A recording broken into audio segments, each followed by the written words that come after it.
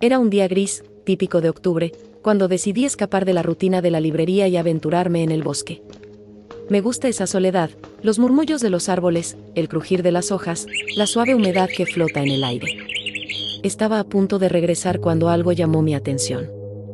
Allí, medio enterrada en la tierra húmeda, vi la pequeña figura de madera.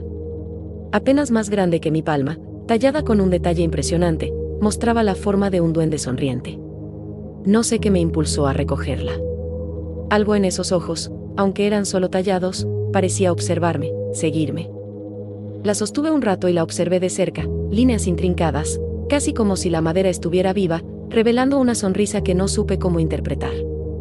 Al final, la metí en el bolso y regresé a casa. Pensé que era un simple hallazgo curioso, algo para colocar en el estante, junto a mis libros. Esa noche fue la primera vez que lo oí. Aún no puedo decir si fue real o un juego de mi mente, pero alguien, susurraba mi nombre. Lucía, decía la voz, suave como una caricia, pero con una familiaridad que me incomodaba. Me desperté sobresaltada, con el corazón latiendo tan rápido que podía oírlo en mis oídos. Encendí la lámpara de la mesilla de noche y miré alrededor. Allí estaba la figurilla, sobre el estante, con esa misma sonrisa burlona. No le di mucha importancia y volví a dormir, convencida de que solo había sido un sueño. A la mañana siguiente, cuando abrí la ventana de mi habitación, encontré un pequeño ramo de flores marchitas en el alféizar. Las flores parecían recogidas esa misma noche, pero los pétalos ya estaban mustios, deshechos, como si alguien las hubiera arrancado de un jardín y dejado allí por horas. Sentí un escalofrío recorrerme la espalda. ¿Quién podría haberlas dejado? Pensé, mientras miraba las casas vacías de mi vecindario. Nadie me había visitado, y aunque vivía sola, me resistía a la idea de que alguien hubiera entrado en mi casa. Poco a poco, la figura del duende comenzó a aparecer en mis sueños, y con él, palabras que despertaban en mí un terror que no había sentido nunca. Las escuchaba susurradas, sus versos retumbaban en mi mente cuando despertaba. Y no solo era en sueños. Empecé a notar pequeñas frases talladas en los muebles de mi casa, mensajes de amor obsesivo, palabras extrañas de afecto y promesas de eternidad. Un mensaje me hizo estremecer de miedo y confusión: Lucía, eres mía para siempre.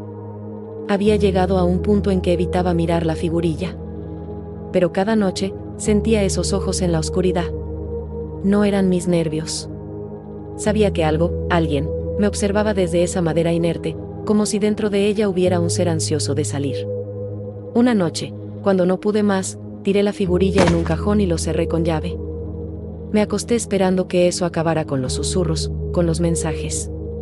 Pero no fue así. Esa noche tuve la pesadilla más real que he experimentado. En el sueño, el duende me observaba desde el pie de la cama, sus ojos pequeños y brillantes, llenos de deseo. Lucía, te amo. Ven a mí, dijo, acercándose cada vez más, y sentí sus manos frías al tocar mi piel. Desperté gritando, pero no había nadie. Intenté deshacerme de la figurilla.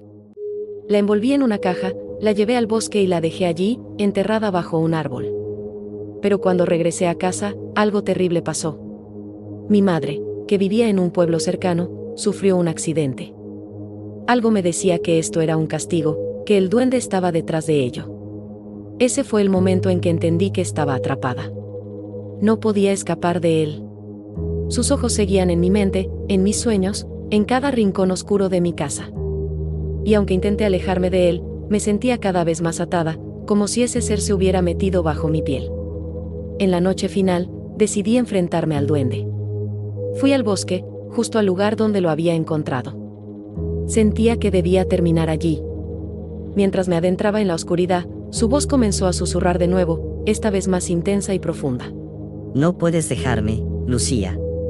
Eres mía, dijo, y su risa resonó en el aire como un eco interminable. Lo dejé en el suelo, y mientras retrocedía, escuché un último susurro en mi oído. Volveré por ti, mi amada. Regresé a casa, pensando que finalmente había terminado. Pero cuando llegué, sentí un escalofrío. Sobre la almohada de mi cama, estaba el ramo de flores marchitas y la pequeña figura. Volví a casa después de esa última noche en el bosque, convencida de que me había librado de él. Me sentía exhausta, y al entrar en mi habitación, la familiaridad de mis cosas, mi cama, mis libros, me dio una sensación de paz que casi había olvidado. Cerré los ojos por un momento, respirando hondo, disfrutando del silencio. Pero al abrir los ojos, el terror se apoderó de mí. Allí, en el centro de mi cama, sobre la almohada, estaba el ramo de flores marchitas. Y la figurilla. La misma que había dejado en el bosque, enterrada bajo ramas y hojas. Era imposible. Sentí que me faltaba el aire, y mi vista se nubló. ¿Cómo había vuelto? Pasé el resto de la noche en vela, con todas las luces encendidas, observando esa figura con una mezcla de miedo y rabia. ¿Era solo una pieza de madera o realmente albergaba algo? Algo que me buscaba, me deseaba. De alguna forma, empecé a entender que el duende no se contentaría con quedarse en mi casa, en mi mente. Me quería a mí, por completo. Al día siguiente, no podía ignorarlo más. Decidí buscar respuestas en la librería. Tenía una colección de libros antiguos de folclore y leyendas, muchos de ellos sobre historias locales. Aunque los había hojeado antes, nunca imaginé que realmente podría necesitar esa información.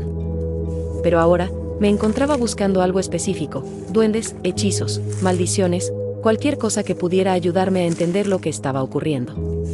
Uno de los libros hablaba de los goblins amantes, duendes oscuros que se obsesionaban con algún mortal, alimentándose de su vida y su alma hasta consumirlos por completo. En sus relatos, describían cómo estos seres manipulaban las mentes, aparecían en sueños y usaban la desesperación como un lazo para atar a su víctima.